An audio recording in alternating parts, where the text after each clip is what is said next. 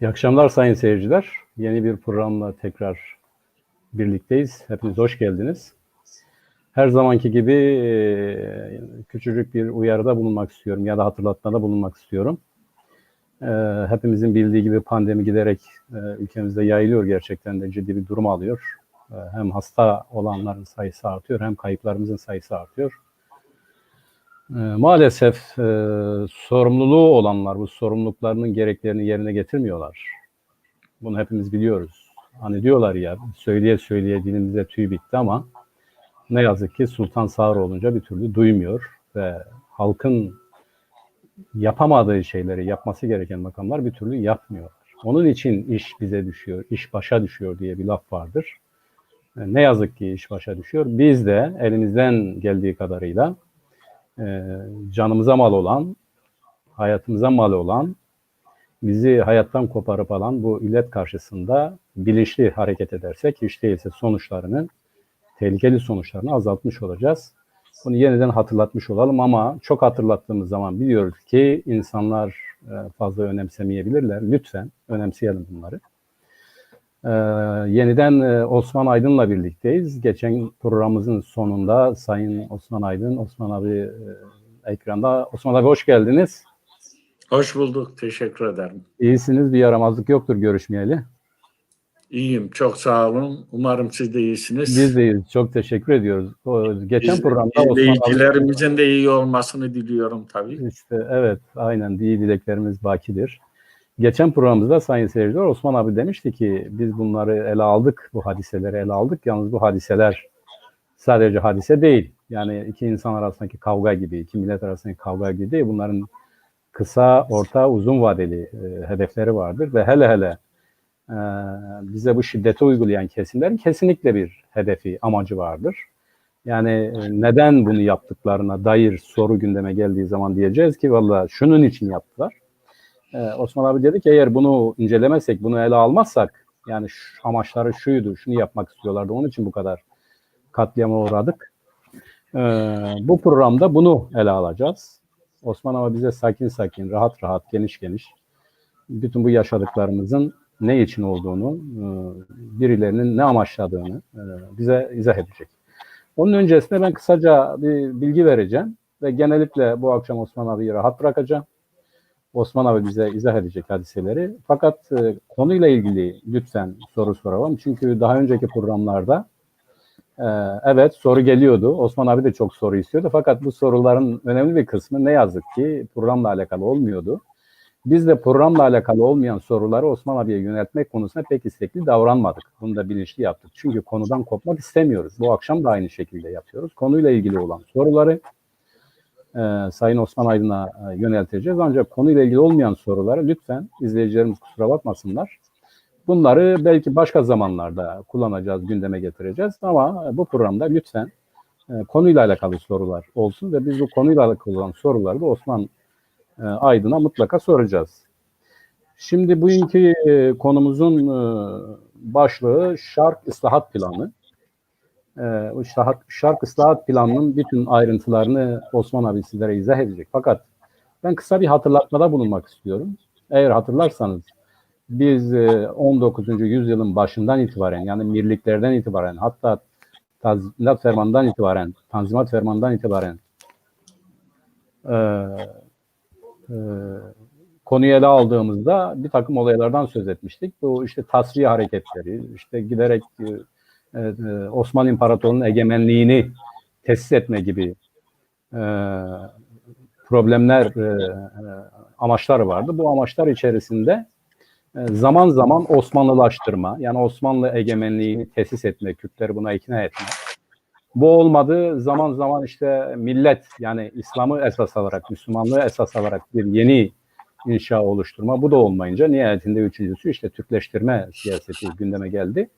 Bu Türkleştirme siyaseti de Osmanlı'nın son döneminde, İttihat Terakki'nin döneminde başlamış olmasına rağmen esas aktör, esas uygulayıcı, esas sahneye koyucu kim oldu? Bu Cumhuriyet iktidarı oldu. Cumhuriyet iktidarı Kürtler karşısında kendisini güvenceye aldıktan sonra bu planı, programı hayata geçirdi. Özü itibariyle de nedir? Onu yine Osman abi anlatacak. Şimdi 1924 Anayasası'na başlarken bile, yani henüz 1925'te değiliz. Yani henüz Şeyh Said isyanı, daha doğrusu Osman abinin deyimiyle 1925 Kürt Ulus Hareketi olmadan ve bastırılmadan önce 1924 Anayasası'nda ne diyor? Devletimiz milli bir devlettir diyorlar gerekçelerinde. Millet dahilinde eşit hak ve hukuka sahip olması gereken ve başka ırktan gelen kimseler de vardır. Bunu biliyorlar, bunu belirtiyorlar. Fakat bunlara da ırk durumlarına uygun olarak haklar tanımak veya bu anlama gelecek sözler etmek caiz değildir. Yani şunu anlıyoruz. İttihat Terakki olup biten bir şey değil. Onun devamcıları bunu sürdürdüler. Cumhuriyeti kuranlardı ve Cumhuriyeti de inşa ederken daha başından bu bilinçteydiler, bu ahlaktaydılar. Ne diyor o zamanki kuruculardan biri? Diyor ki biz doğrudan doğruya milletperveriz ve Türk milliyetçisiyiz. Cumhuriyetimizin dayanağı Türk topluluğudur. Bu topluluğun bireyleri ne kadar Türk kültürüyle dolu olurlarsa o topluluğa dayanan cumhuriyet de o kadar güçlü olur diyor. Aynı şeyleri İnönü tekrarlıyor, işte Bozkurt tekrarlıyor ve benzeri, bunlara girmeyin. Sonuç itibariyle şöyle bir şeyle karşılaşıyoruz. Ya da şimdi gördüğümüz halimizdir bu sayın seyirciler. Yani müphem olan bir şey değildir. Türkçe konuşuyoruz, Türkçe düşünüyoruz. İşte kültür dediğimiz zaman bunu anlıyoruz. Bu nedir? İşte bu ürün, biz bir ürünüz. Bunu başardılar. Nasıl yaptılar bunu? Osman abi anlatacak. Fakat ben küçük bir anekdotla sözü Osman Aydın'a bırakmak istiyorum. O da şudur. Çin birçok şeyiyle ünlüdür. Çin işkencesiyle ünlüdür. Bugün ucuz mallarıyla ünlüdür. İşte dünya ticaretindeki yeriyle ünlüdür gibi. Fakat bir de Çin'de bizim hilkat garibesi dediğimiz, tiyatrolarda gördüğümüz, sahnelenen, işte böyle gerçekten baktığımızda da ya nasıl bir insan böyle olabilir dediğimiz tipler vardır. Yani kafası küçük, bedeni geniş, işte bacakları kısa, kolları daha da kısa. Ve bu insanın biz sanırız ki doğuştan böyledir. Yani bir doğum hatasıdır ya da bir oluş hatasıdır. Öyle algılarız. Değil. Örneğin diyelim ki ayakları küçük olsun diye çocukluktan itibaren nasıl onu sıkı tutuyor ve hep ayaklar küçük kalıyorsa, o hilkat garibesi dediğimiz tiyatrolarda oynatılan ve insan baktığında gülen, yani o hazin duruma baktığımızda nasıl gülüyorsak, işte o yaratık ya da o insandır bizim gibi normal şartlarda büyüse insan olacak. O insan henüz bebekken belli bir şekle sokuluyor. Nasıl sokuluyor? Ona göre bir testi yapılıyor. İşte bu su testisi gibi yapılıyor topraktan. Onun gövdesi onun içerisinde büyüyor. Onun içerisinde büyüyünce ona göre bir şekil alıyor. Onun için kafası büyük, işte boynu ince, gövdesi yeniden büyük, kolları ve bacakları kısa. Baktığınızda gerçekten de bir insan nasıl böyle olur dediğimiz şey. Bu insanın insana yaptığı zulüm derler ama işte eğlenmek için yaptığı bir zulümdür. Kimin aklına gelir? Geliyor işte. İşte insanı bir başka şekle sokmak da böyle bir şey. Yani bir kendimizin dışına çıkarılmış, kendimiz olmayan ya da ait olduğumuz kültürü bugün yaşatmayan, yaşamayan ve farklı bir şekilde dizayn edilmiş, oluşturulmuş, yetiştirilmiş insanlarız. Bunu böyle görmemiz lazım. Yani asimilasyon, az sonra Osman Aydın'ın üzerinde duracağı şark ıslahat planı ve sonuçları ne oldu? İşte ürünleri karşımızda, biz de onlardan biriyiz. Soruna böyle bakar ve böyle konuşursak, böyle tartışırsak bence daha iyi anlamış oluruz. Bu biraz uzun oldu bu girizgah. Onun için de kusura bakmayın ama gerekiyordu. Osman abi söz sende. Mümkün olduğu kadar araya girmeyeceğim. Şark ıslahat planı tarihsel boyutu itibariyle ne zaman, nasıl, niçin uygulandı ve ne sonuç alındı? Seni dinliyorum.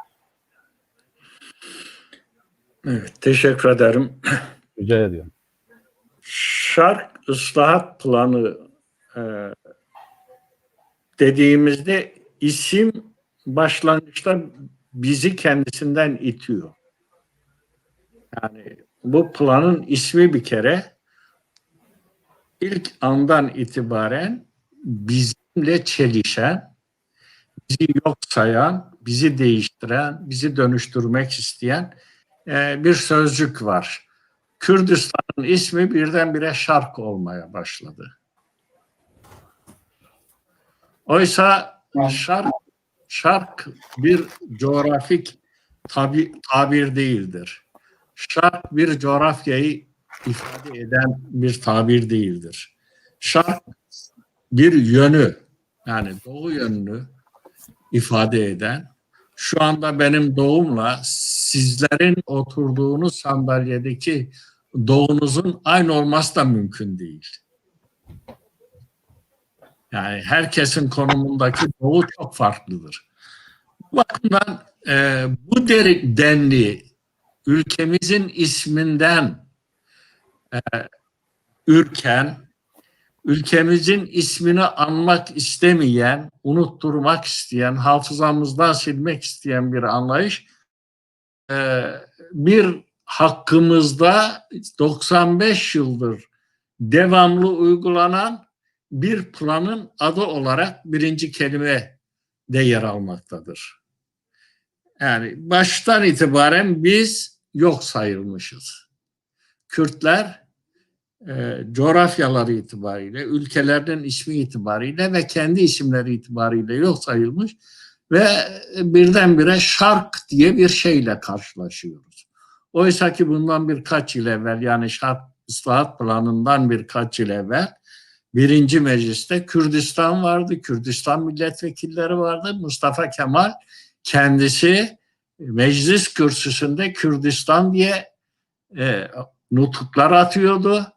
Kürdistan hakkında projeler sunuyordu. Kürdistan hakkında kanuni yasa tasarıları hazırlanıyordu ve bu yasa tasarılarının kanunlaştığı bir dönem yaşandı. Ama ne oldu da birdenbire Şark haline dönüştük. Kürdistan Şark oldu. Daha sonra ileriki yıllarda bu Şark kelimesi de yeni Türkçe'ye uyarlanarak Doğu ve Kürtlerin ismi de Doğulu olmaya başladı. Biz böyle acayip bir coğrafyada, acayip bir isimle yaşayan bir halk haline getirildik veya böyle nitelenmeye başladık. Ve dünya siyasi tarihinde, siyasi coğrafyasında hiçbir karşılığı olmayan bu isimlendirmeler sadece bizi kendi geçmişimizle koparmak, bizi kendi geçmişimizden uzaklaştırmak, bizi kendi geçmişimizle iç içe yaşamamızı engelleyecek bir planın, projenin sonucuydu. Şimdi sevgili dostum, arkadaşım benim çok değerli ve değer verdiğim araştırmacı Mehmet Bayrak, Şark ıslahat planı hakkında der ki Kürtlere vurulan kelepçe. Çok güzel bir tanımlama ama bu tanımlama eksik. Şark ıslahat planı yalnız kelepçe vurmadı bize. Ayaklarımıza pranga, boynumuza lale de vurdu. Yani ellerimize kelepçe yalnız olsaydı belki bunu biraz da sineye çekebilirdik. Fakat Şark ıslahat planı ayaklarımıza pranga, boynumuza lale, ellerimize kelepçe taktı. Ve 95 yıldır biz bu planla iç içe, koyun koyuna yatarak, kalkarak yaşıyoruz. Şark ıslahat planı bir hukuki metindir. Aynı zamanda siyasi bir metindir. Yani bir devletin coğrafyasını ve etnik yapısını yok saydığı bir halkı nasıl gündemden düşürürüm diye tasarladığı bir siyasi ve hukuki projedir. Tabii hukuki proje derken biz şeye bakmak zorundayız. Bu ne kadar hukukidir? Bu sorunun cevabına bakmak zorundayız. Şimdi hukuk yapılan bir sürü düzenlemeleri içeren bir harmonidir. Bunun içinde kanunlar var, anayasa var başlangıçta, yönetmelikler var, tüzükler var, hatta sözlü örf ve adetler de vardır bu hukuk nosyonunun içinde. Ama hukukun bir de evrensel kabul edilen yönleri çıktı ortaya. Özellikle Fransız devriminden sonra hukuk yeni atılımlar yaparak, yeni tanımlar kazanarak, yeni alanlara girerek, yeni alanları düzenleyerek kendisini geliştirdi. Aslında hukuk statik bir bilim dalıdır. Ama bu statik bilim dalı zaman zaman uygulayıcıların, zaman zaman da yapımcıların müdahaleleriyle sıçramalar yapar. Bu sıçramaları yaparken uluslararası hukuk dediğimiz, modern hukuk dediğimiz, modern pozitif hukuk dediğimiz şey 3 esas üzerine kurulur. Birincisi adil olması lazım. Yani hukuk adil olmalı. Adaletten adil olmaktan kastımız hukukun herkese eşit olarak uygulanması lazım. Yalnız bir grup için lehte veya aleyhte hukuk yaratılmaz. Yaratılan yazılı hukuk mutlaka o hukukun egemen kılındığı coğrafya içindeki tüm insanlara eşit ve adil olarak uygulanması gerekir. İkincisi,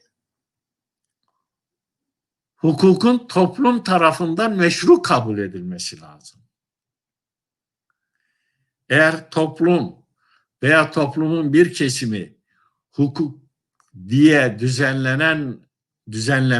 yapılan düzenlemeleri meşru kabul etmiyorsa, onu içine sindiremiyorsa, onu uygulamada uymuyorsa veya uygulamada gevşeklik gösteriyorsa o zaman hukuk meşru değildir.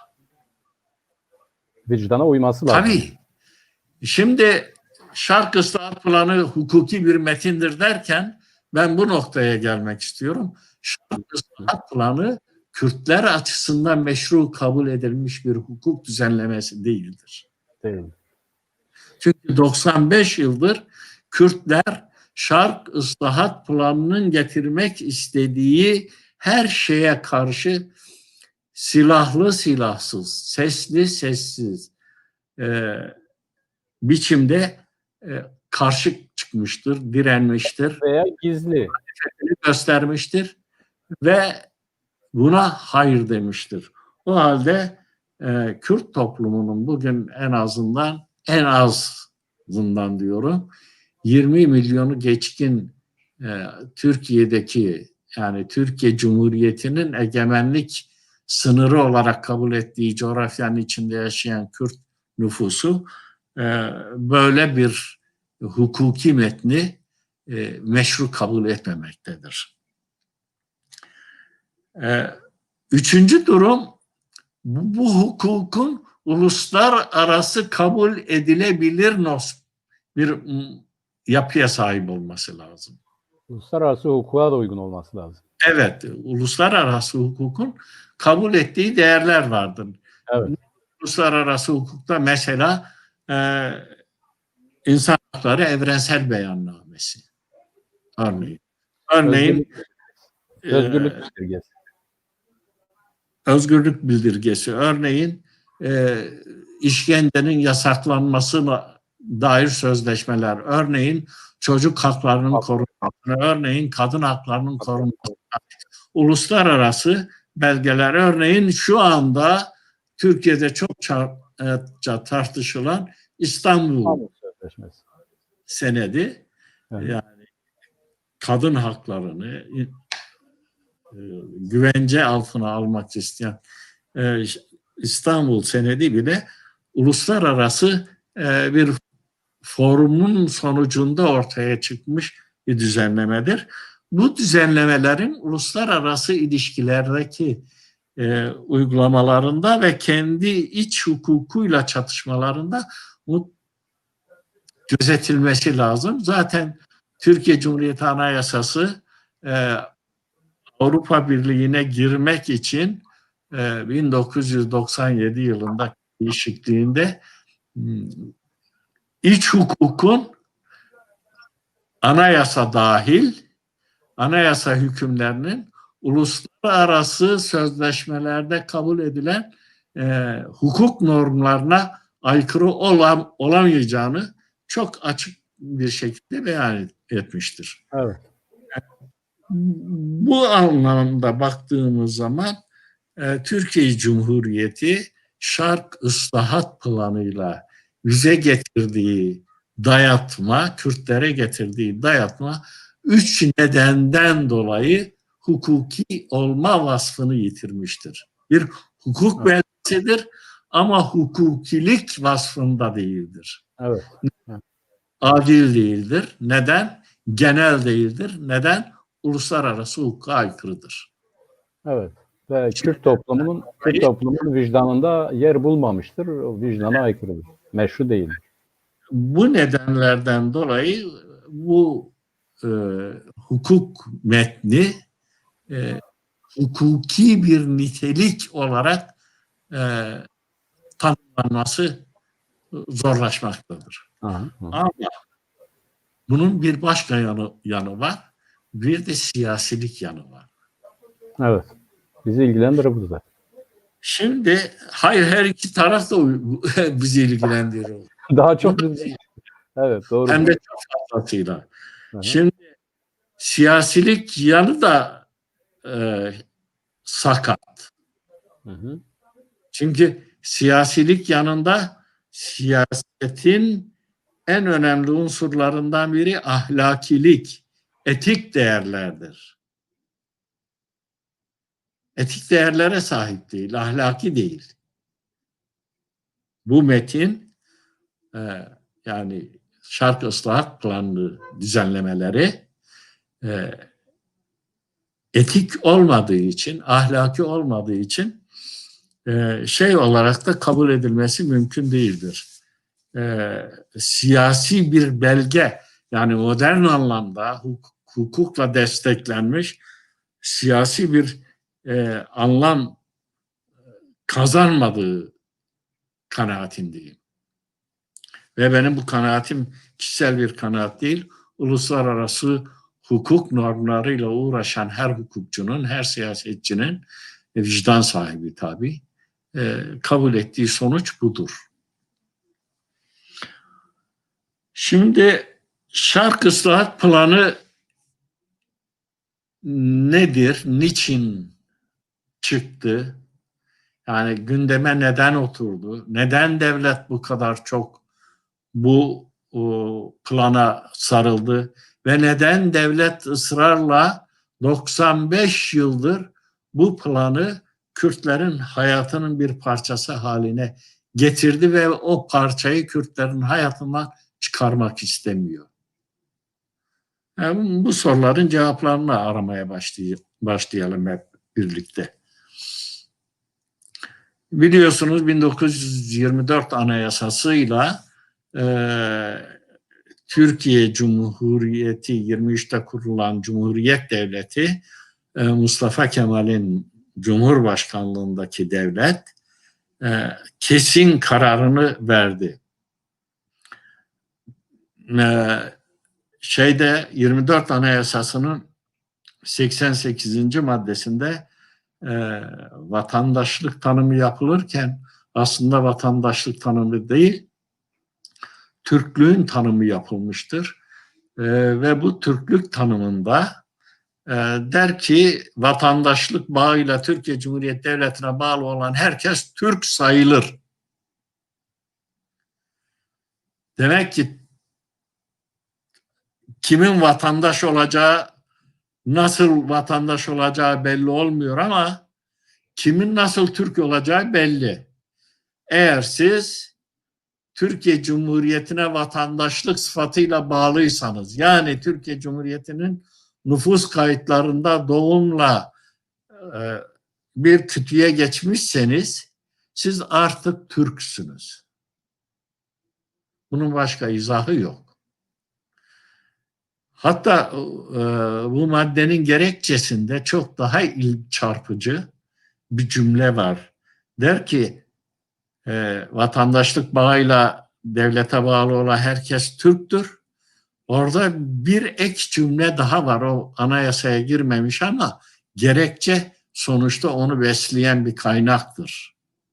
Hukuken besleyen bir kaynaktır. O gerekçede diyor ki herkes Türktür, Türk olmak mecburiyetindedir. Şimdi bir de bana yani beni zaten Türk olarak sayıyor. Hı. Niteliğimi değiştiriyor. Ama diyor sen ola ki itiraz edersin. Hayır edemezsin, mecbursun ki kabul etmeye. Hı hı. Şark ıslahat planı bu mantık üzerine kurulmuş bir plandır. Şimdi buna Kürtlerin itirazı oldu. Nerede oldu? 25'te oldu. 25 iyi kötü bir Kürt ayaklanmasıdır. Hataları oldu, eksikler oldu. Son derece inanılmaz ölçülerde cansiperane şekilde mücadeleler oldu. Evet. Fakat sonuçta yenildi Kürtler. Abi bir soru var, alabilir misin? Konuyla ilgili. Tam da hukukilikle alakalı. Buyurun. Şimdi Vildan arkadaşımız soruyor. Diyor ki değerli Osman Aydın abi, Şark Islahat Planı çıktığı dönem tarih açısından günümüz uluslararası hukuk ölçüleriyle değerlendirmek doğru ve gerçekçi bir yaklaşım olur mu diyor. Yani bu kriterler, şimdiki kriterler o zaman da geçerli miydi? Tabii şimdi Cemiyeti Akvam kurulduğu zaman Akvam'ın bir anayasası vardı ve milletlerin, insanların eşitliği üzerine kurulmuştu. Aha. Artı 1789 Fransız devriminde sonra dünyanın pozitif hukuk sistemine, dünyanın gelişkin pozitif hukuk sistemine girdi. Özgürlük bildirgesi. Ve yurttaşlık kavramları girdi. Evet, insan hakları evrensel beyannamesi girmişti. Özgürlük bildirgesi girmişti. Bunlar vardı zaten. Şimdi eşitliğin olduğu 1789'dan bu yana geliştiği bir hukuk sisteminde Türkiye bu hukuk sisteminin bir parçası olduğunu iddia etti. Hı hı. Evet. Bu hukuk nitekim 1924 Anayasası'nı Avrupa'daki Polonya Anayasası esas alınarak düzenlenmiştir. Aha. Yani kopya edilmiş demiyorum. Polonya Anayasası esas alınarak Türklere ve Türklüğe uygun şekilde düzenlenmiş. Evet. Bu bakımdan Vildan kardeşimin sorduğu soru açısından bunu rahatlıkla diyebiliyoruz ki o günün mevcut uluslararası, tabii bugün çok daha zenginleşti uluslararası hukuk. O günün uluslararası hukuk normları bile böyle bir belgenin hukukilik vasfını ve siyasilik vasfını sakatlamaktadır. Malul kırmaktadır hukuki bir tabirle. Sanıyorum Vildan kardeşim tatmin oldu bu cevapla. Ben devam edeyim. Şimdi 25 hareketinden sonra tabii 25 hareketi bastırıldığında da çok gayri hukuki işler yapıldı. Neydi bu gayri hukuki işlerden biri? Yargılamalardı. O yargılama yapılmadı yani. Hayır, şeklen yapıldı. Şeklen. Ama o günkü anayasanın koyduğu hükümlere bile aykırı bir yargılama yapıldı. O günkü şartlara göre yapılması gereken şey neydi? İdam kararları veriliyor bir mahkemeden. her şeyden evvel istiklal mahkemeleri başlı başına tabi hakim esasına aykırı olduğu için uluslararası bir kuraldır bu. Tabi hakim esasına aykırı olduğu için anayasaya aykırıydı. Artı anayasa o yargılama sonunda verilen idam kararlarının hiçbirisi meclisin onayından geçmemiştir. Oysa ki 36. madde o günün anayasası 24 anayasasının 36. maddesinde idam kararlarının Millet Meclisi tarafından onaylandıktan sonra infaz edilebileceği hükmü vardı. Bakıyoruz mesela o tarihten 4 Eylül'de 10 Ekim'de Yusuf Ziya Bey tutuklanıyor 24'te. 20 Aralık'ta tutuklanıyor Halit Bey. Bunlar yargılanıp idam ediliyorlar. Mesela Doktor Fuat 14 Nisan 25'te Doktor Fuat ve Şeyh Eyüp idam ediliyorlar ama meclisten geçmiyor. Bir kol organının imzasıyla idam ediliyorlar. Ondan 23 Mayıs'ta Fallu Sadi Bey, Seyit Abdülkadir Bey, onun oğlu Mehmet Bey, Kemal Feyzi Bey, Hacı Ahdi Bey ve Hacı Askeri Beyler de idam edildiler. Onlar da meclisin onayından geçmedi. Daha sonra 47 arkadaşıyla Şeyh Saydar Efendi ve arkadaşlarının idamı ceza meclisin onayından geçmedi. Daha sonra Elazığ'a ve Malatya'ya nakledilen Şark İstiklal Mahkemesi orada yüzlerce insanı idam ettirdi. İdam verdi ve uyguladı. Hiçbirisi meclisten geçmedi. Bunların hiçbirisi hukuki değildi.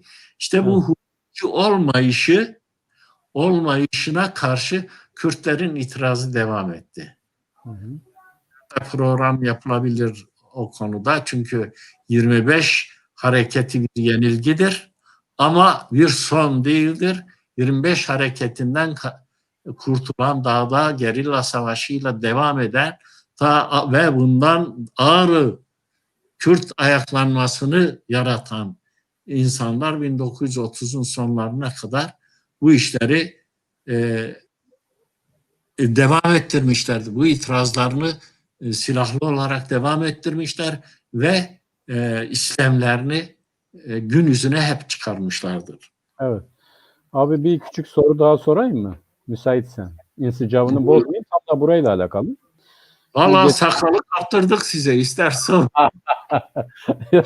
Abi bu biraz da nefeslenmene de sebep olur da zaten öyle de iyi gidiyor. Geçen programdan kalanların hesabını görüyorum ben.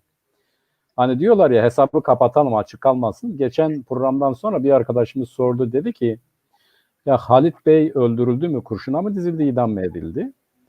Vallahi dedim ki biz yani olayın kümülatif yapısı içerisinde böyle şahsi sorular geldi. Bunların çoğunda ben zaten Osman abiye yönlendirmedim. Arkadaş dedi ki Nureddin Zaza anılarında o zaman çocuk ama duyduğunu anlatıyor. Diyor ki Cibranlı Halit'i daha evden gözaltına alırken avluda kurşuna diziyorlar.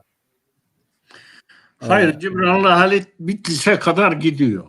Yani, duyum yanlış. Bitlis'e kadar gidiyor. Bitlis'te yargılama. Hatta Bitlis'e giderken bir mahkeme heyeti oluyor. Ve o mahkeme heyeti ismi şu anda aklımda değil. Mahkeme heyetinin başına bir tuğgeneral getiriliyor. Ve bu adam Bitlis'e giderken Elazığ'dan geçiyor. Elazığ Diyarbakır arasında eski yolda Deve Boynu diye bir yer var. Diyarbakır'daki deve geçidi değil bu. Evet.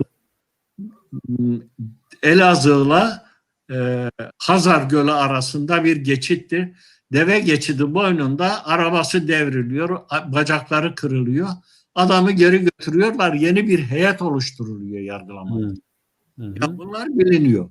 Ama benim kanaatim şu, eğer o zamanın hukuku uygulanmışsa Yusuf Ziya Cibran Bey'le Yusuf Ziya Bey'in kardeşi Ali Rıza Bey, bu ikisi muvazzaf subay oldukları için o tarihte bunların tam yerine kurşuna dizilmiş olmaları gerekir. Evet, ama o da zaten Ali Rıza Bey çok sonra yakalandı değil mi? Ama beraber yargılandılar. Öyle mi? Tabii. Asker olduğu için olabilir, doğrudur. Onunla beraber yargılandılar. Ve bu ikisinin kurşuna dizilmiş olma ihtimali mümkündür. Fakat maalesef elimizde şu anda kesin bilgi yok. Ama idam edilmesi çok mümkün çünkü sivildirler. Diğer evet. Bir de beraat eden Hacı Musa Bey'i biliyoruz. Evet. Şimdi hukuki değil de kaldık abi. Yani Şark Islahat Planı'nın 1925 yargılamaları Şimdi 1925 bitince devlet gerçekten 1925'te çok ciddi bir şok geçirdi. Beklemediği bir şey mi? Ayaklanmayı bastırdı ama ayaklanmanın bu kadar kısa sürede bu kadar yaygınlaşacağını hiç düşünmemişti. Çünkü ayaklanmayı kendisi bir provokatif olayla başlattı. Kendisi başlattı. Evet. Kendisi ve öyle sanıyordu ki bu provokatif olay ben iki şeyi başaracağım. Bir, Kürtlere yönlendirici bütün unsurları ortadan kaldırırım. İki, bunu bahane ederek iç muhalefeti meclis içinde veya meclis dışındaki iç muhalefeti ortadan kaldırırım. Fakat beklediği gibi olmadı. Çünkü hareket çok kısa zamanda çok büyük bir alana yayıldı ve hükümet gerçekten çok şey oldu. Mesela bütçesinin 1/4'ünü bu hareketin bastırılmasına ayırmak zorunda kaldı. Mesela Fransızlara ve İngilizlere eyvallah etmek zorunda kaldı ve ikisinden icazet alarak güney sınırından trenle 52 bin kişilik bir askeri kuvvet geçirmek zorunda kaldı. Bu tür şeyler artı Şeyh Said Efendi ve arkadaşlarının ağzından Terakkiperver Cumhuriyet Fırkası'nın bu işin arkasında olduğuna dair herhangi bir ifade alamadığı için bunu delil olarak kullanamadı ve iç muhalefeti de o yıl tasfiye edemedi. Ancak bir yıl sonra İzmir 1926'daki İzmir suikasti bahane edilerek iç muhalefet tasfiye edilebildi. Bu Terakkiperver'i ondan önce kapatmadı mı abi? İzmir suikastinden önce. 25'te kapatmadı mı Terakkiperver, Kazım Karabekir'in partisini? Kendisi kapatma şeyi genel başkanı olan Ali Fuat'ı çağırıyor. Ali Fuat diyorum. Fuat Fethi Okyar mı? Fethi Okyar'ı çağırıyor. Kapatıyor partinizi. Fethi Okyar'ı kuzu kapatmak zorunda kalıyor ama bunların meclisin dışına atılması, meclisin dışındakilerin de güçsüz bırakılması gerekirdi. Bunun için 26 şey beklendi. İzmir suikasti, o da hali şaibeli bir suikastır. Evet. Şimdi bunun üzerine 25 hareketi bastırılır bastırılmaz sıcağı sıcağına Mustafa Kemal Kastamonu milletvekili Abdülhalik Renda'yı gönderiyor. Kürdistan'a gönderiyor. Git diyor. Çok ayrıntılı bir rapor. Kürtler hakkında bize bir rapor getir. Artı o dönemin İçişleri Bakanı Cemil Uybadın'ı görevlendiriyor diyor. Bir raporda sen hazırlayacaksın diyor. Cemal Uybadın şeyden istifade ediyor daha çok. Valilerden istifade ediyor. Ve istifade ettiği valiler de şuradan bakayım ben. Diyarbakır, Mardin, Siirt, Urfa ve Tunceli Evet. illerinden bölgenin durumu hakkında, yalnız o illerle ilgili değil, Kürdistan'ın geneli hakkında bilgi istiyor ve onların verdiği bilgileri rapor haline getiriyor. Fakat Mustafa Halit Renda'nın ki daha sonra meclis başkanı olacaktır o, Hı hı. hazırladığı rapor son derece önemlidir. Hı hı. Hem Kürtler açısından son derece önemlidir, hem Türkiye devlet açısından son derece önemlidir. Kürtler açısından neden önemlidir? Çünkü Kürdistan'ın bir haritasını çıkarıyor. Hı. Artı Kürdistan'ın demografisini çıkarıyor ortaya. Hı hı. İnanç bazında, nüfus bazında, aşiretler, kısmen aşiretler bazında, gelişkinlikler bazında, sosyal yapı bazında bir nevi Kürdistan'ın Demografisini çekiyor. demografisini çekiyor. Hı hı. Şimdi Türkler açısından son derece önemlidir. Çünkü devletin uygulaması gereken tedbirleri sıralıyor orada. Hı hı. Madde diyor şunlar yapılmalıdır diyor. Bunlar yapılmazsa diyor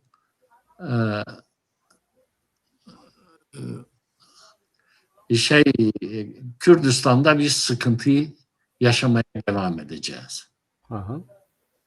Mesela size çok küçük bir ayrıntı söyleyeyim ama çok önemli. Çok Hı hı. sosyal ve psikolojik bir yanı var bunun. Hı hı. Diyor ki Kürdistan'da, tabii o Kürdistan demiyor, Şark'ta diyor, Hı hı. Şark'ta devlet yapılarının, yani devlet binalarının oradaki ağa ve beylerin binalarından daha yüksek ve görkemli olması gerekir. Tabii otorite öyle gösterecek kendini.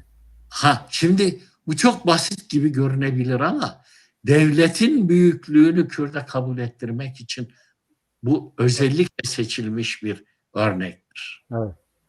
Biçimsel örnekler, yani fiziki örnekler. Bunlar fiziki tarih. Yani Kürt'ün sosyopsikolojik yapısını Aha. güdüm altında tutabilmenin çok önemli bir örneğidir bu. Hı hı. Hı hı. Doğru. Tabii bu raporlar hükümetin eline gelince hükümet, şimdi müsaadenizle ben zaman zaman artık kitaplara başvuracağım. Tabii başvurabilirsiniz. Şimdi hükümet 8 Eylül 1341 denilen, yani 8 Eylül 1925'te, yani hareketin bastırılmasından Temmuz Ağustos 2 ay sonra, 24 Eylül'de yapıyor.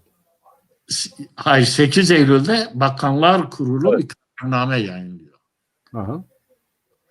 8 Eylül 1925'te Bakanlar Kurulu'nun yayınladığı kararnameyle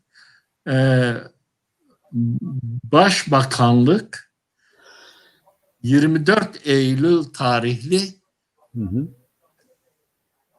bu şeyin hazırlanmasını emrediyor. Hı hı. Hı. Yani o 8 Eylül tarihli kararnamede nedir?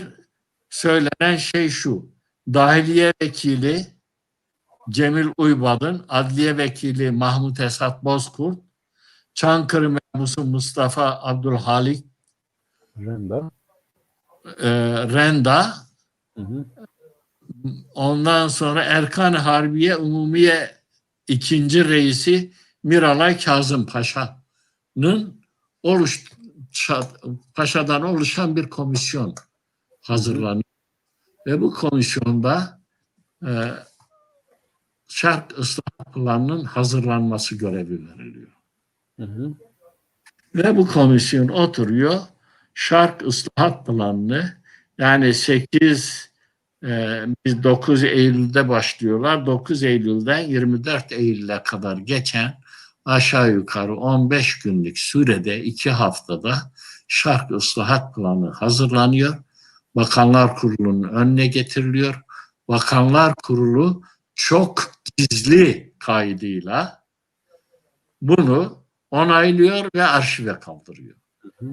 Ama arşivde bırakmıyor. Çünkü onu devamlı uyguluyor. Esası odur yani. Her şeyi onun üzerine bina ediyor. Tabii. Esas o. Ben hep bunu derim. Şark ıslahat planı devletin Kürdistan'daki anayasasıdır. Şark ıslahat planı devletin Kürdistan'daki anayasasıdır. Devlet 95 yıllık mesaisini bu anayasanın üzerine kurmuştur. 95 yıllık mesainin temelini teşkil eden şark ıslahat planıdır. Evet.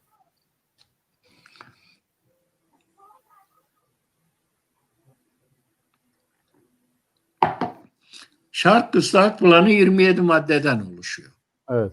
Bu arada Vildan arkadaşımız sana teşekkür etti abi. Bilgin olsun cevabından ötürü. Sağ olsun. Orada bir açık vardı. Gerekti onun için yönelttim soruyu diyor. Teşekkür ediyor. Hani biz diyorduk ya acaba sen diyordun ya acaba yani yeterli oldu mu? Yeterli olmuş. Teşekkür ediyor sana. Sağ olsun. Şimdi 27 maddeden oluşan bir metin bu. Yani hukuki ve siyasi bir belgedir. Ama hukukilik yanında da siyasilik yanında sakat olan bir belgedir. Bu 27 maddelik belgede temel motif asimilasyondur. Evet. İnkar ve asimilasyon. Kürt halkının varlığının, tarihinin, coğrafyasının,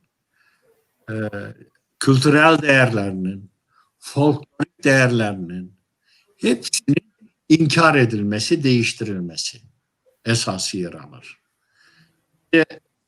Biz seninle bu programla ilk başladığımız zaman birinci günde ben ihtilafımızın 3 temel ayağı var demiştim. Yani devletle Kürtlerin ihtilafı arasında 3 temel unsur, 3 temel ayak var.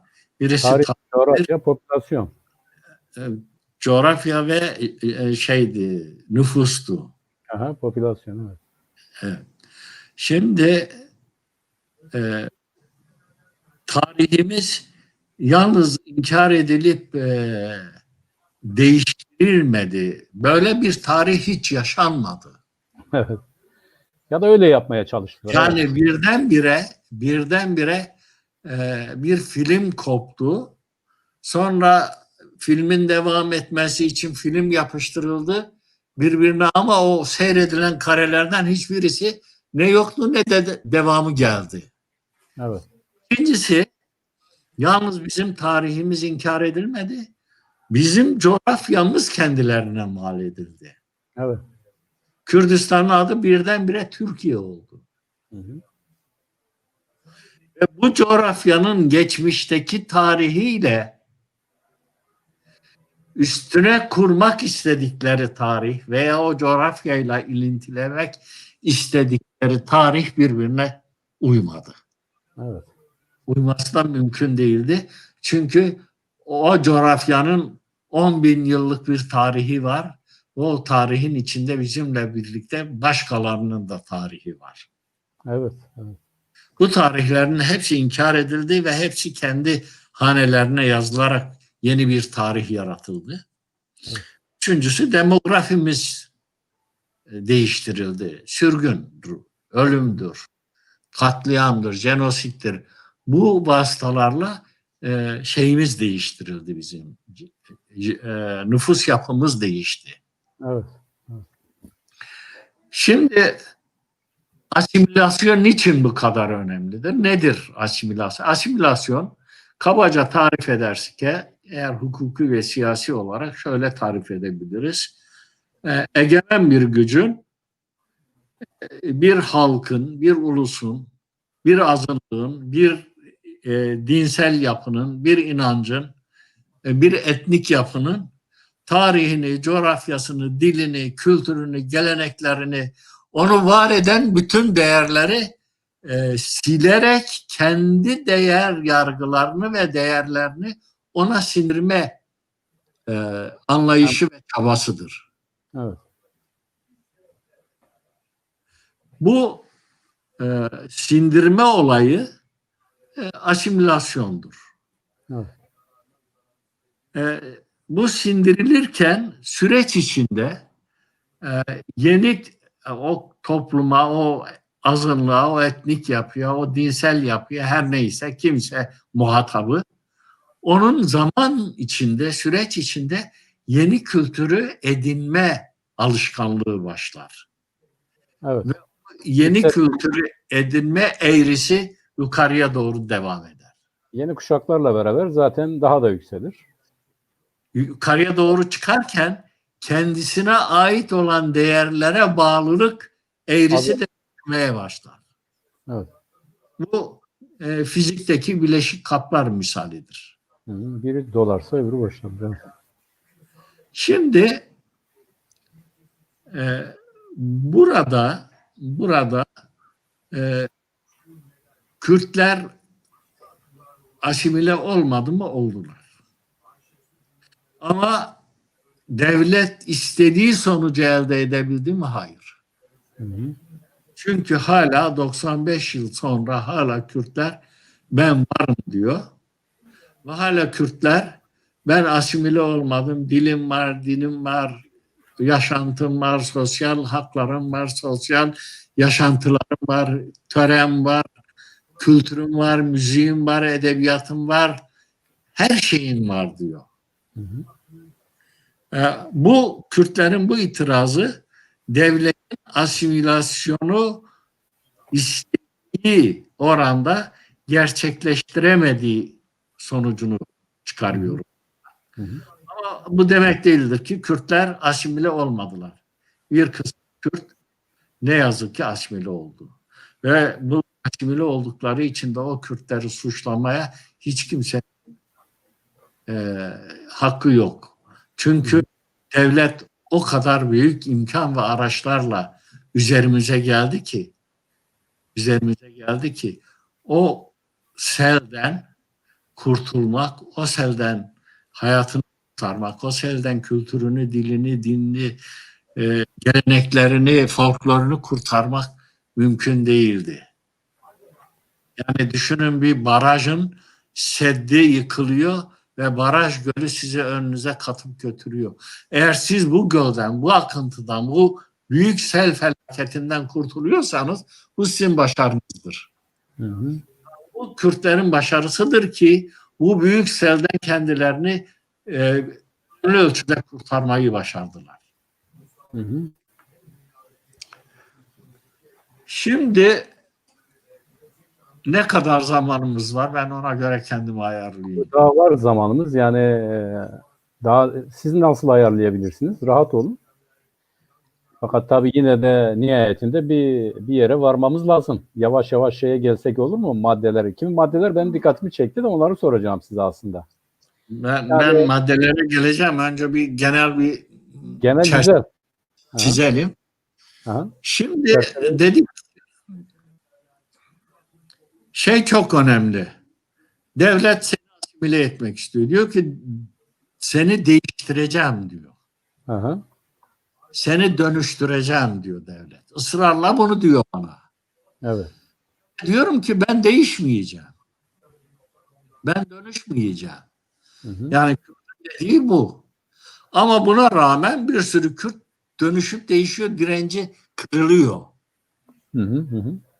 Fakat her şeye rağmen dönüşüp değişmezse ne olacak?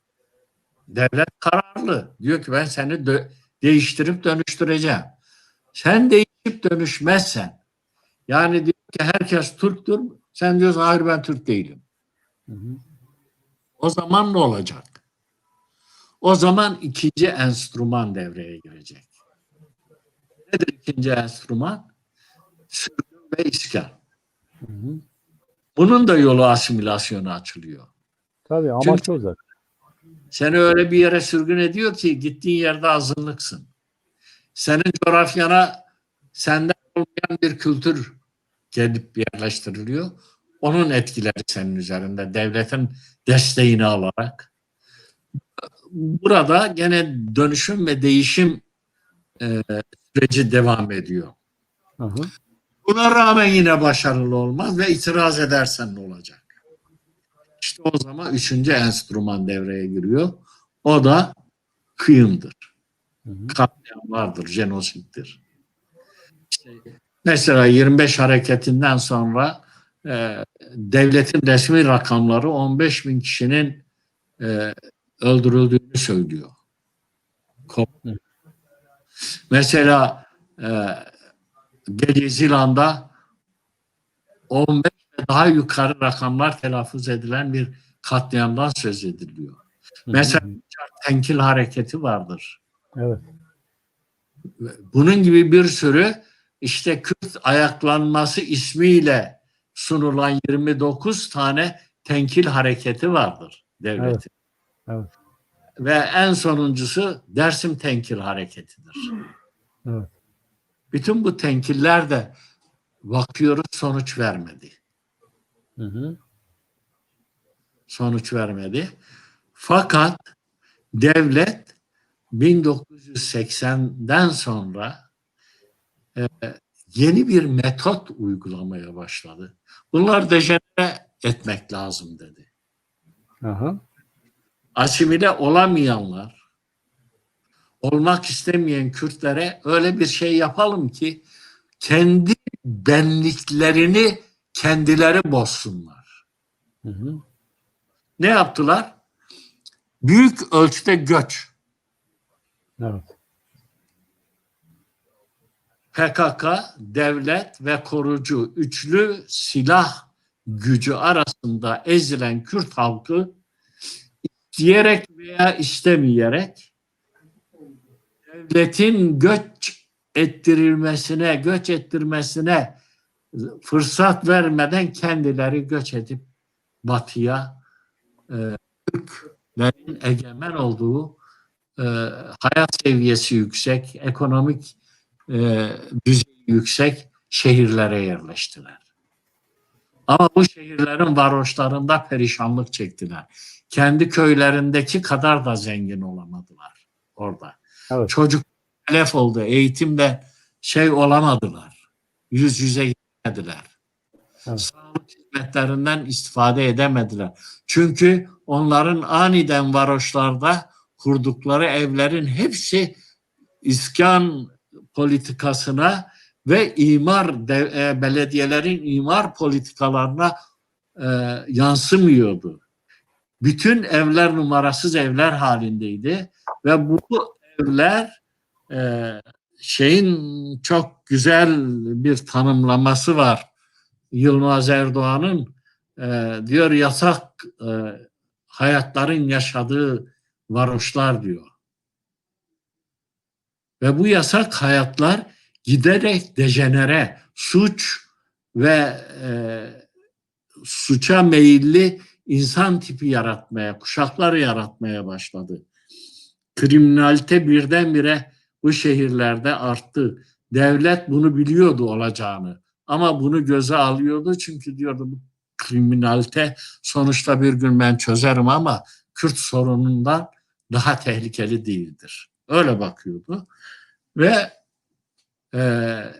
öyle Kürt tipleri çıkardılar ki ortaya insanlar Kürt müdür, Türk müdür, asimile mi oldu, entegre mi oldu bilemiyorsun ama ben ona sadece dejenere oldu diye biliyorum.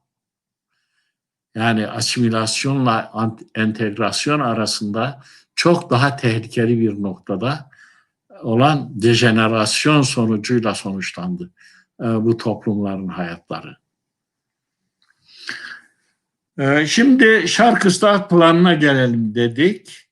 Evet, Şark Islahat Planı dedik ki Abdülhalik Rendal, Cemil Uybadı'nın, Mahmut Esat Bozkurt'un, Kazım Orbay'ın ortak mesaisiyle ortaya çıkan 27 maddelik bir rapordur. Hı hı. Bu raporun ikinci maddesi önemlidir. Evet. İkinci maddesi önemlidir. Niçin önemlidir? Çünkü ikinci maddesi der ki, ben kitaptan okuyayım, Hı hı. aynen şunu der. Türkiye 5 umumi müfettişlik mıntıkasına tefrik edilmiştir. Evet. Türkiye 5 umumi müfettişlik bölgesine ayrılmış. Ve 5. umumi müfettişlik mıntıkası Berefeç Ati vilayetlerden terekküp eder. Diyor ki bu 5 umumi müfettişlikten 5.'si, yani 5. umumi müfettişlik şu vilayet, aşağıdaki şu vilayetlerden oluşur. Hı hı. Şimdi buradaki vilayetleri sayarken Kürdistan'ın coğrafyasını bize veriyor. Evet. Diyor Bir de ki Hakkari, Van, Muş, Bitlis, Siirt, Genç, Diyarbakır, Mardin, Urfa, Siverek, Elaziz, Dersim, Malatya, Ergani, Beyazıt, yani Doğu Bayezid dediğimiz vilayetiyle Pülümür, Çığ ve Hınız kazaları bu programın içindedir. Yani bu program bu sayılan yerlerin, idari birimlerin içine aldığı köy, kasaba, mahalle ve evlerde oradaki nüfusun hepsine uygulanacaktır. evet. Fırat'ın batısını da ekliyor ona. He? Fırat'ın batısı, Koçgiri falan. Yok, hayır. Söylediği bu. Yani Aha. bu planın söylediği yer buradır. Evet. Ve buralar umumi müfettiş tarafından yönetilir. Hı Yani hı.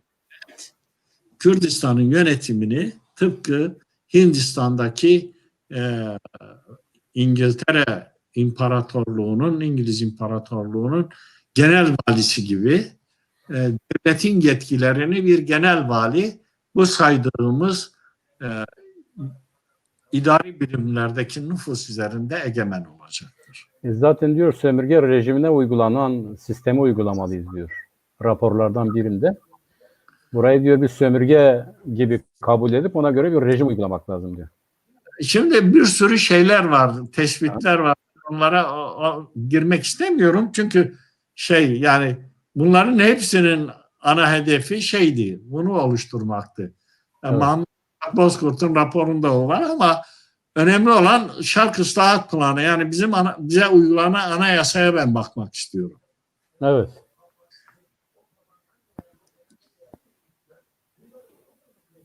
Üçüncü madde, yalnız bu planın dizilişinde, madde dizilişinde belli bir sistematik yoktur. Evet. Yani önce idari uygulamalar, sonra adli uygulamalar, sonra ekonomik uygulamalar yoktur. Öyle akla ilk gelen veyahut da onlar için çok önemli olan şeyler baştan sıralanmış. Böyle sistematiği olmayan, her şeyi ifade eden bir yapısı var. Bir düzenlenme biçimi var.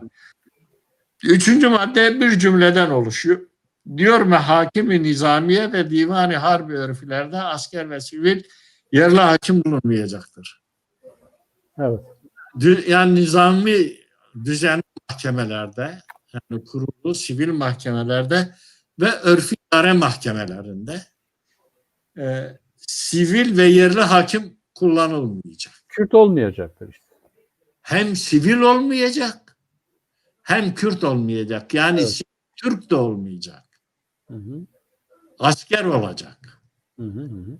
Ve bu askerler de Kürt de olmayacak. Yani sivil Evet. ve Kürt olmayacak. Hı hı. Bunlar asker olacak ve Türk olacak. Hı hı hı.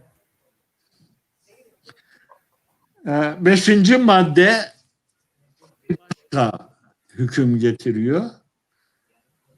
Van şehri ile Midyat arasındaki, böyle lütfen izleyiciler hafızalarını canlandırsınlar.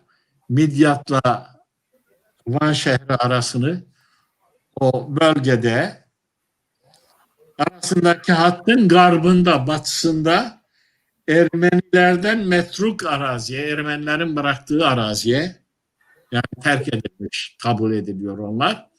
Oysa ki el konmuş anlamındadır. Türk muhacirleri yerleştirilecektir. Kürtlere vermeyin diyoruz. Hayır, bir dakika müsaade edin.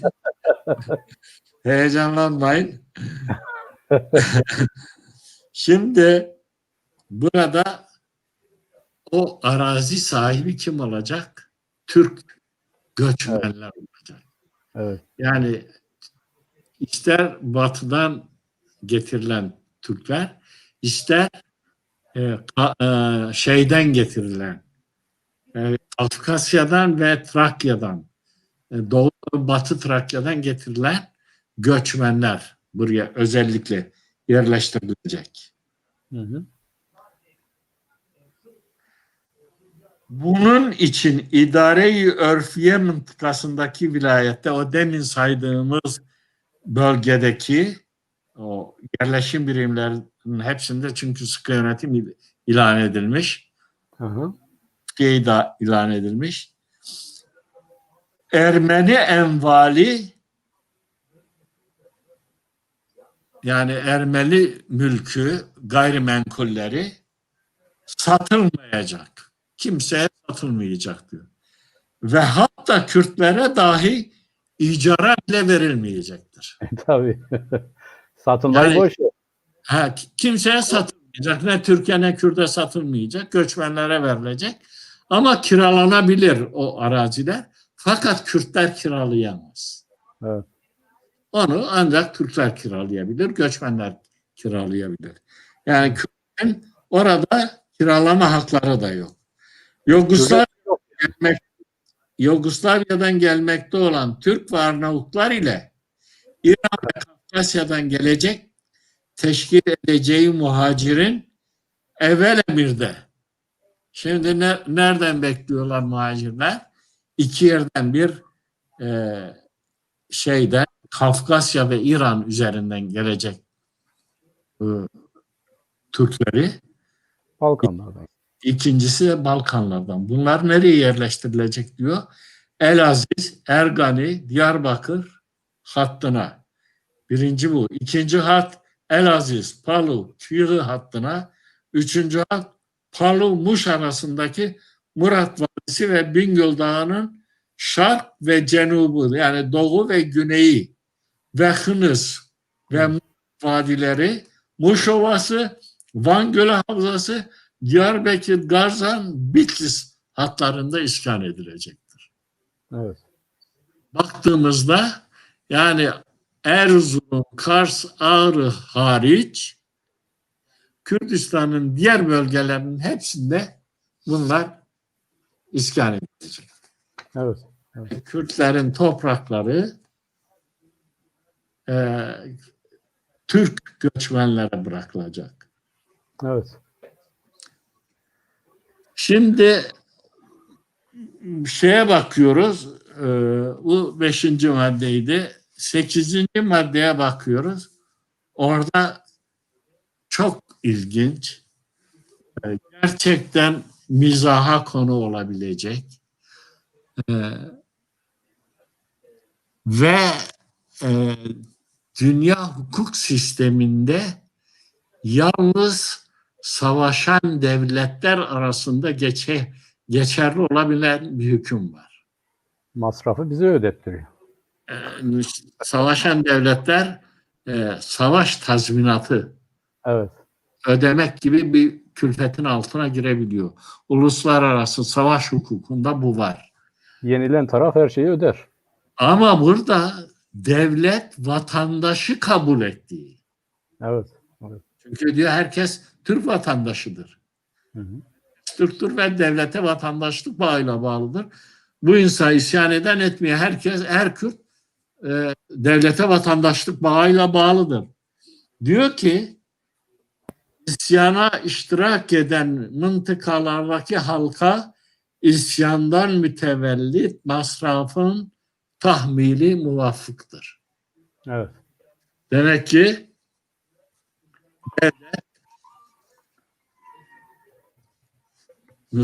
İsmet Paşa sıkı yönetimi 1925 hareketi nedeniyle hükümetini devrala kurarken hükümet programını okuduğunda demişti. Düşman kuvvetleri demişti Kürtler için. Evet. Doğrudur. İşte o mantık yansıyor. Şark Islahat Planı'na yansıyor. Evet. Doğru. Düşman devletlerin savaşı sonunda mağlup olan devlet galibe savaş tazminatı ödeyebiliyordu. Evet. Ve düşman olan Kürtler olduğu için ve yenildikleri için Şark Islahat Planı'nın 8. maddesine göre edecek. Savaş tazminatını ödemek zorunda bırakılıyor. Evet. Az önce merak ediyordun ya abi, bize daha ne kadar zaman tanıyacaklar? Evet. İşte daha ne kadar, aşağı yukarı yarım saatimiz var, bilginiz olsun. 9. madde bir başka önemli hüküm ifade ediyor.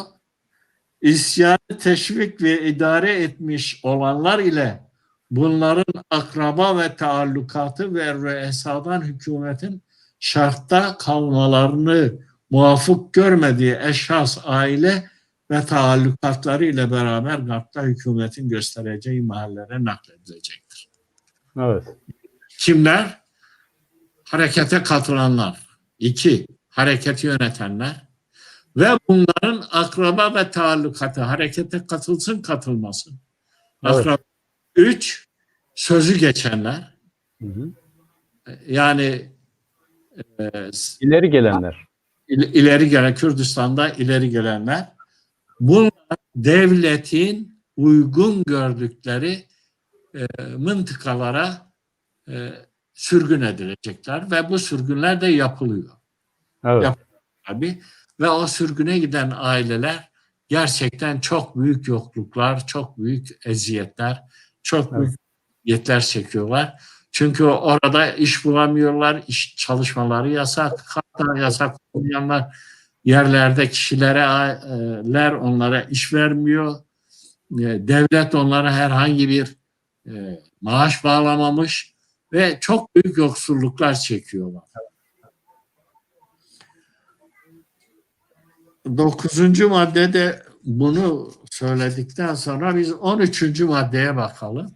Bu aradaki maddeler biraz bürokratik ilişkileri ve değerlendirmeleri ve uygulamaları kapsadığı için atlıyorum ben. Evet, doğrudur. Bizi ilgilendiren maddelerden gidiyoruz abi. 13, 14, 16, 17. 13.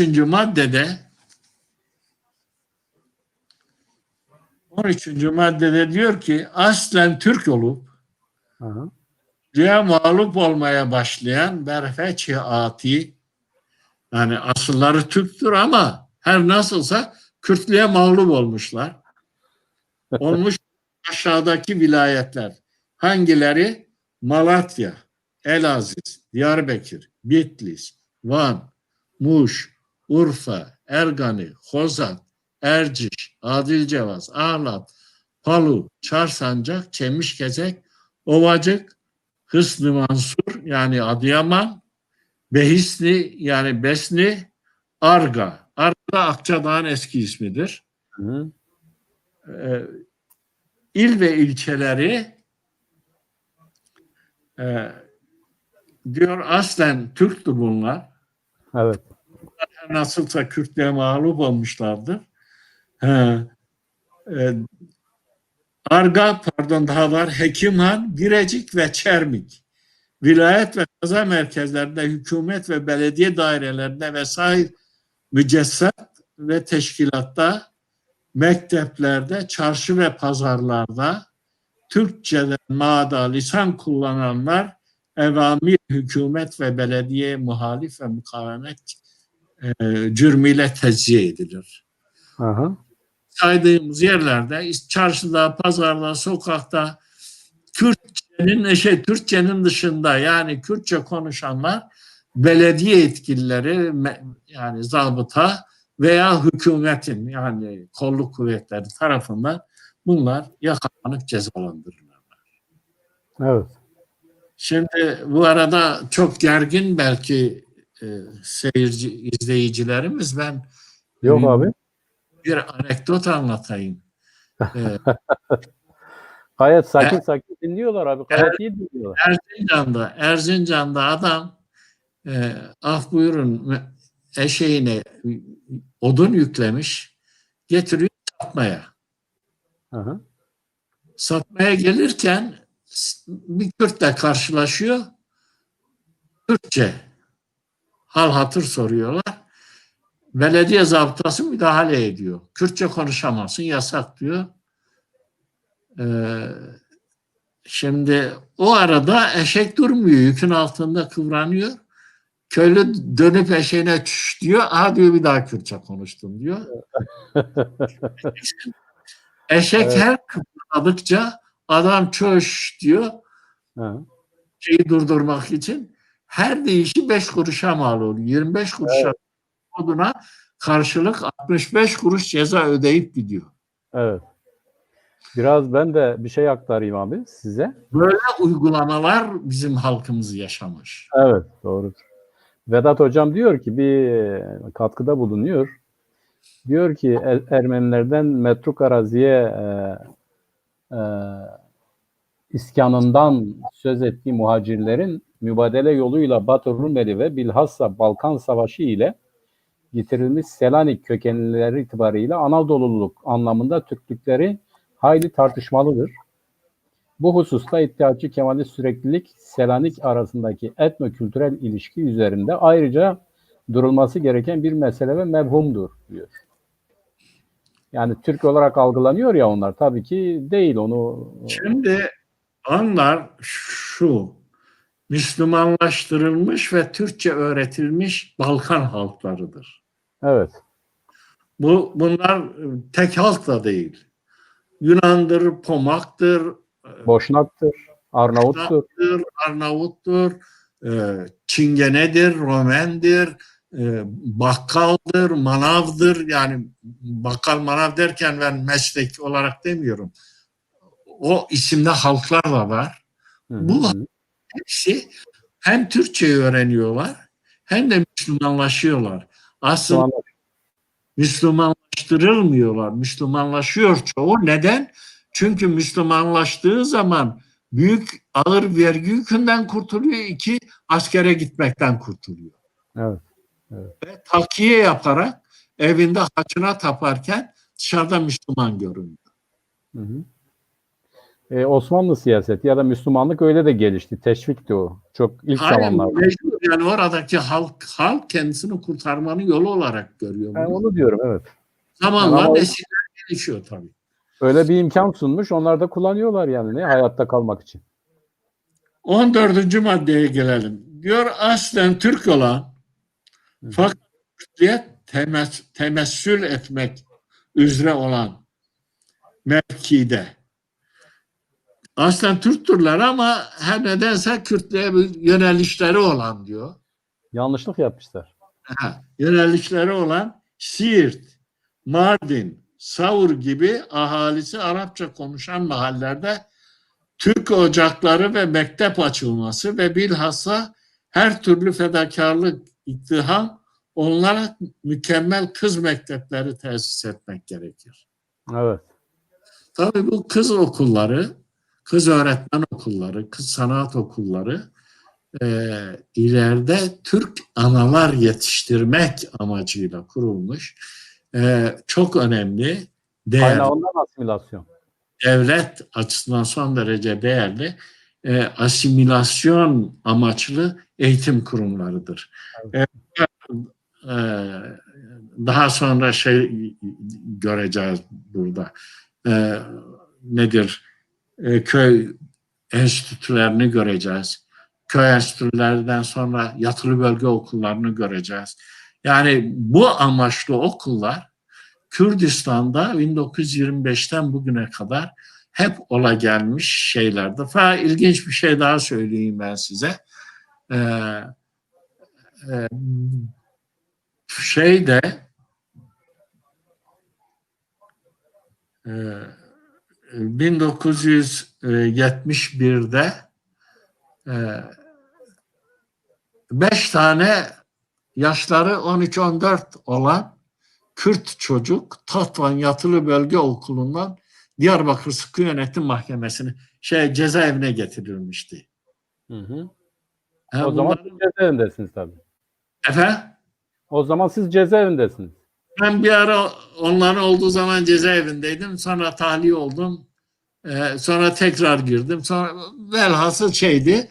Fakat ben stajyer avukattım o zaman. Bunların davasını e, sevgili Ruşen Aslan ve Şerafettin Kaya abimiz almıştı. Bu çocukların ikisi de benim hemşehrimdi. Karakoçanlıydılar. Şimdi yatılı bölge okulları bu çocukları asimile etmek için getirmişti. Ama bu çocuklar Kürtçülükten tutuklanmıştı. Evet. Sonra da yatılı bölge okulları gerçekten Kürtçülüğün kaynaklarından biri haline geldi. Ve o sistemi değiştirdiler o sistemi. O okulları peyderpey kapattılar. Mesela Elazığ'da Sıdıka Avar'ın öncülüğünü yaptığı kız öğretmen okulu Türk analar yetiştirmek esas üzerine kurulmuştu. Mardin Kız Öğretmen Okulu ve Sağlık Koleji bu esas üzerine kurulmuştu. Daha birçok yerde bu esas üzerine kurulmuştu. Hı hı. Şimdi 15. maddede diyor Dersim'den çıkmak isteyenlere burada mecburiyet getirmiyor. Dersim'den çıkmak isteyen varsa diyor onları hükümet aileleriyle birlikte Batı'ya nakledebilir. Hı hı. O gönüllü bir şey. Fakat asıl Dersim'deki iskan politikası 1934 sonrasıdır. Yani iskan kanunu 2510 sayılı iskan kanununun çıkarılması sonrasıdır. 16. maddeye gelelim. 16. madde Fırat Gardı'ndaki vilayetlerimizin bazı akvamında, Fırat'ın bazı yerlerinde dağınık bir surette yerleşmiş olan Kürtlerin Kürtçe konuşmaları behemhal men edilmeli ve kız mekteplerine ehemmiyet verilerek kadınların Türkçe konuşmaları temin edilmelidir. Demin dediğimiz gibi işte Türk analar yetiştirirsek Türk çocuklar yetişecektir. Ve bu nedenle kız okullarının yani kızlara yönelik okulların ki bunlar yalnız öğretmen okulları değil kız sanat okulları da vardır. Aha. Bunları açma yönünde bir direktif var. 19. madde var.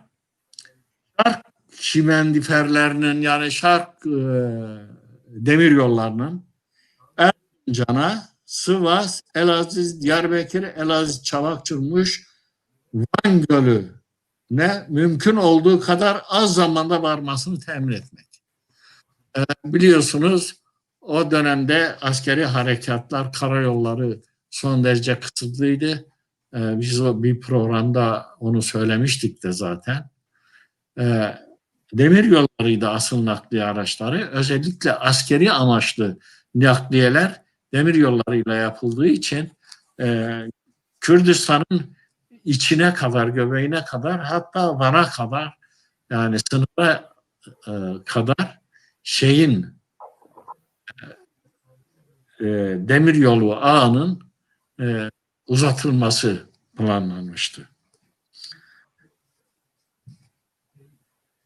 Abi bir soru var. Sorayım mı sana? Son bir madde var. Onu ben söyleyeyim. Tamam. Tamam. 24. maddede diyor ki bu mıntıkaya ecnebi bir şahıs ve müessesenin hükümetin müsaadesi olmaksızın duhul ve tecessüsüne müsaade edilmeyecektir. Yani Evet. Kürdistan aynı zamanda dünyaya kapalı bir coğrafya getiriliyor. Evet, kapatıyorlar. Oraya giremez diyorlar. Araya Yerleşemez, oturamazlar. yabancıların girebilmesi ancak devletin emriyle olan. Bakın ben size bir şey söyleyeyim. Yıl 1971 ben cezaevinden yeni çıkmıştım. Tesadüfen 3 Alman, 2 erkek, bir kız, 3 Alman arabaları bozulmuş. Hı hı. Kalabalık toplanmış onların etrafına.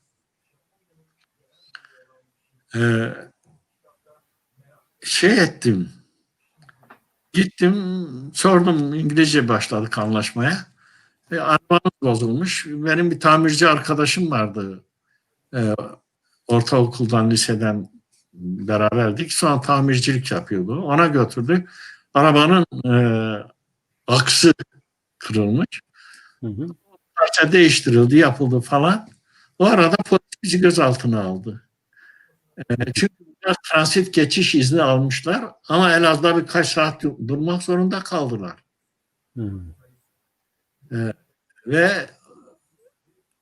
devlet bir gece onları ve beni nezarette misafir etti.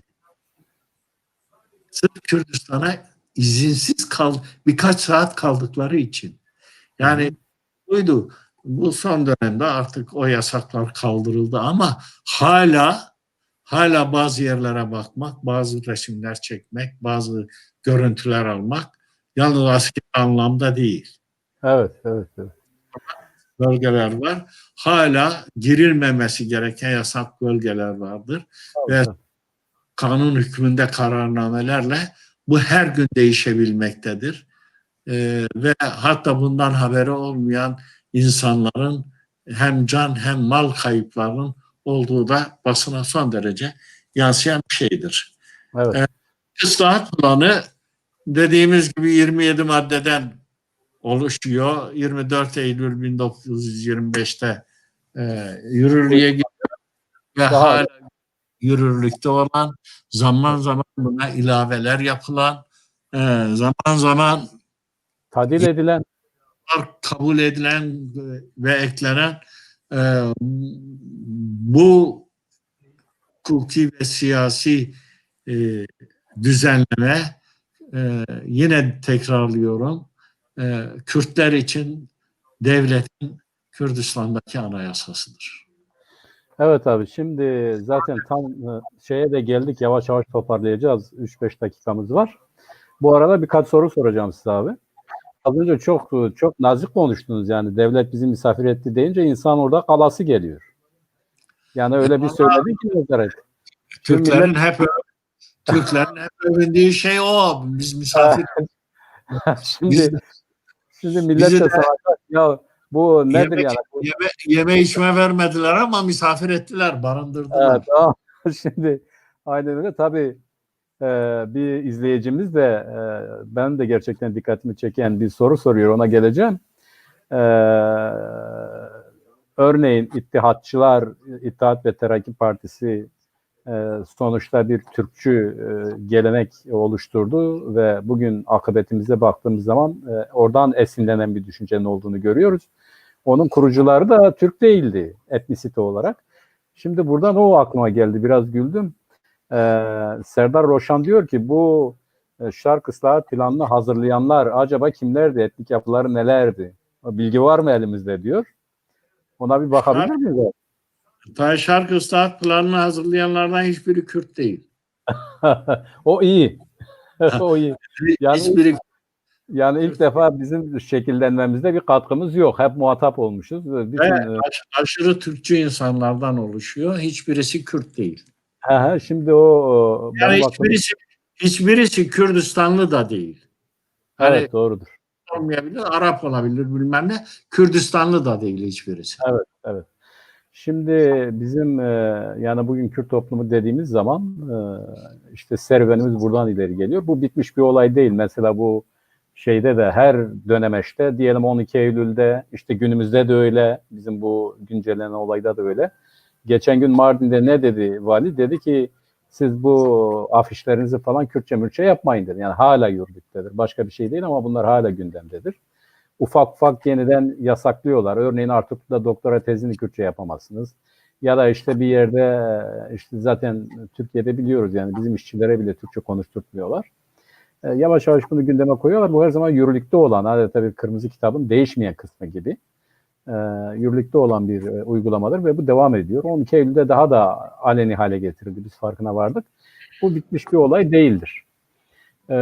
Abi varsa ekleyeceğim bir şey ekleyelim yoksa yavaş yavaş toparlayalım.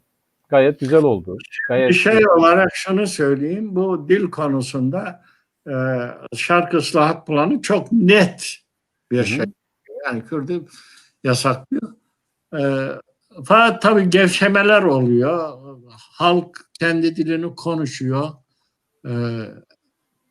falan. Bunun üzerine zaten 1980 darbesinden sonra bir kanun çıkarılıyor. Zaten 60 ve 70 ve 80 darbeleri, 3 darbe de Kemalizmin restorasyonudur. Aha. Yeni versiyonlarıdır. Bu restorasyonu işte 80'de 19 Ekim 1983'te 2932 sayılı bir kanun çıkarılıyor. Bu kanun ikinci maddesinde şöyle bir şey var. Diyor ki Türk devleti tarafından tanınmış bulunan devletlerin Evet. ikinci resmi dillerinin dışında herhangi bir dille düşüncelerin açıklanması, konuşulmasını falan bırak. Düşüncelerin açıklanması, yayılması ve yayınlanması yasaktır. Evet. Evet. Bu Abi, sonradan kaldırıldı ama yani devletin şark ıslahat planı doğrultusunda her döneme ait yeni versiyonlarla ortaya çıktı, yeni eklemelerle ortaya çıktı. Bir örnektir bu. evet. Evet. Aklıma geldi şimdi onu söyledi. Ya bir şey daha aklınıza getireyim abi. Faik Hoca soruyor Faik Tunç'tan. Çünkü onun muhatap olduğu bölge orada yaşıyor ya merak ediyor. Diyor ki Tatvan bu Van Gölü Havzası Tatvan civarına Trabzon ve Rize bölgelerinden getirenler konusunda her ne kadar Laz olarak bilinse de bilgi nedir diyor. Şimdi oraya Lazlar yerleştirilmiş. Aha. Bir şey söyleyeyim daha ilginç. Asıl Türkiye'nin mozaiği Muş Ovası'dır. Evet. Muş Ovası'nda Türkiye'deki mevcut bütün azınlıklardan insanlar yerleştirilmiş. Harmoni yanı orası. Tabii asıl o. Fakat oradan Güroymak'a geçiyoruz. Yani Aha. neydi Kürtçe adı? Neyse abi bir şey olmaz. O da Türkçe kalsın. Güroymak'tan Tatvan'a, Tatvan'dan Van'a Hı hı. geçerken Laz nüfus yükselmeye başlıyor. Evet. Evet. Oraya Lazlar yerleştiriliyor. Hı hı. Göl var, Laz'ın yaşayabileceği bir alan. Hı hı. Bakımdan Lazlar o Van Ovası'na, Van Havzası'na fazlasıyla yerleştiriliyor. Hatta şeyde mesela arkadaşımız Vanlı olduğu için biliyor. Van'da soyadı oğluyla bitenlerin hepsinin hiçbirinin Kürt olmadığını da biliyordur mutlaka. Evet. Abi gür oymak dedin düşündün ya 10 tane arkadaş Hanifi, Evet. Mirza Teşekkür ederim. Norşin. yani hazır kıta hemen şey yaptı. Sağ ol. Ben şimdi o Laz nüfusu hatırlatınca bizim oradan da bir şey geldi aklıma. Bizim oraya da yerleştirdiler. Bizim oradakilere biz macir diyoruz. Yani muhacir.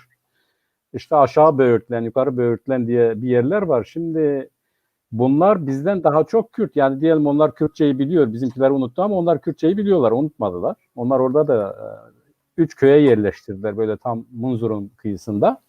Hepsi Kürtleşti. Daha sonra hepsinin pirleri oldu. Yani pir de edindiler. Talip haline geldiler. İnanın ki orada herhalde daha çok şimdi Kürtçe konuşuluyor.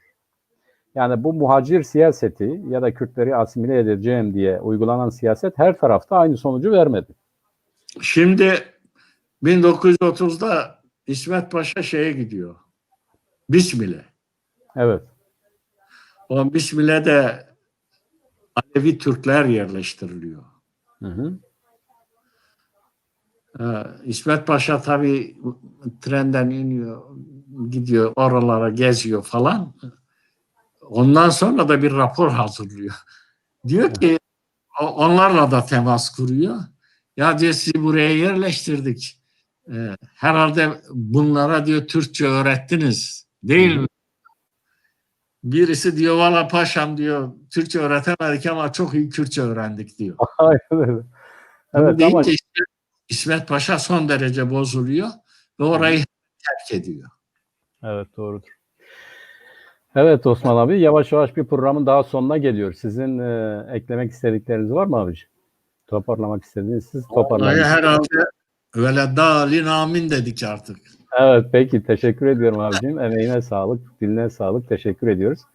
Evet, Umarım bir şey yararlı oldum. Umarım izleyicilerimiz çok bir şeylerden. Yani bir kelime de faydalı olmuşsa ben kıvanç vesilesidir. Tabii burada benim dikkatimi çeken şu, bir hukukçu olarak olaya bakmanız, yani uluslararası kriterler çerçevesinde ele almanız, ne olursa olsun soğukkanlılığınızı, adeta bir bilim adamı soğukkanlılığı yitirmemeniz, objektif bakabilmeniz konusunda gerçekten çok önemlidir. Biz bu konulara duygusal yaklaşıyoruz. Elbette ki yani bazı agitatif tanımlamalarla bunlara yaklaşmak, izah etmek kolay ama bunun bir de tarih itibariyle, hukuk itibariyle, toplumsal ahlak itibariyle, siyasi ahlak itibariyle ele almak gerekiyor. Belki de bizim daha çok ihtiyaç duyduğumuz ya da bir olayı değerlendirirken bu kriterleri de öne almasak bile hesaba katarak değerlendirmemiz lazım. İşte ise bu açıdan Osman Aydın bir perspektif, bir bakış açısı oluşturdu. Nasıl bakılır bu konuda da? Uluslararası hukuk itibariyle nedir? Siyasi ahlak itibariyle nedir? Bu konuda buradan hareketle baktı olaya. Tabii toplumsal sonuçları itibariyle de bir serim yaptı. Elbette ki katkısı oldu. Elbette ki yeni bir bakış açısı oldu. Fakat esası şu nihayetinde. Nereden bakarsak bakalım. Bir canlı bir toplumun yani bir insan türünün, bir insan neslinin değişik bir insan nesli tarafından adeta yeniden şekillendirilmesi gibi özel bir çabanın bir devlet tarafından veya da bir insan tarafından iş edinilmesidir. Bu da en büyük zulüm, en büyük ahlaksızlık, en büyük problem de insanın insana yaptığı bir zulümdür. Bunu her zaman akılda tutmamız lazım. Osman abi buna bir hukuksal ve siyasal çerçeveden baktı ama bu realite budur, bunu böyle görüyoruz. Bugün de yaşıyoruz, her zaman yaşıyoruz. Yani şu anda da yaşıyoruz. Bu bakış açılarını her zaman görüyoruz. Dilin konuşulmaması açısından bu toplumun hala yeterli şekilde değiştirilmediğinden hareketle yeni kalıpların oluşturulması, yeni düşünme biçimlerinin oluşturulması itibariyle devam eden bir süreçtir. Bu programımızı burada toparlıyoruz. Osman Aydın'la daha farklı konularda yeniden bir araya geliriz. Tarih bitmeyen bir süreçtir ve ne kadar çok konuşursak o kadar çok bugünü anlarız. Çünkü tarih bugünü inşa etme sürecidir. Yani bizim geçmişte bir hesabımız yok. Neden geçmişe gidiyoruz? Bugünü inşa etme olayıdır. Yeniden tanımlama, yeniden serimleme, yeniden açığa çıkarma olayıdır. Ve her şarta göre, her döneme göre tarihin bir başka şekilde algılanması, anlatılmasının nedeni de budur. İnsan geliştikçe kendi geçmişine daha farklı, kendi günlük ihtiyaçları açısından bakıyor. Bizim de bugün ağır şartlar altında bu meseleyi unutmamamız lazım. Ne hale geldiğimiz, kimler tarafından bu hale getirildiğimizin yeniden bir bilinç tazelemesi yaptık. Katkılarınız için, soru soran arkadaşlarımız, katkılarınız için görüşlerinizi belirttiğiniz için teşekkür ediyoruz. Yeniden pandemiyle ilgili bir hatırlatmada bulunarak programımızı kapatıyoruz. Herkese iyi geceler. Bir başka programda buluşmak üzere. Hoşça kalın diyoruz.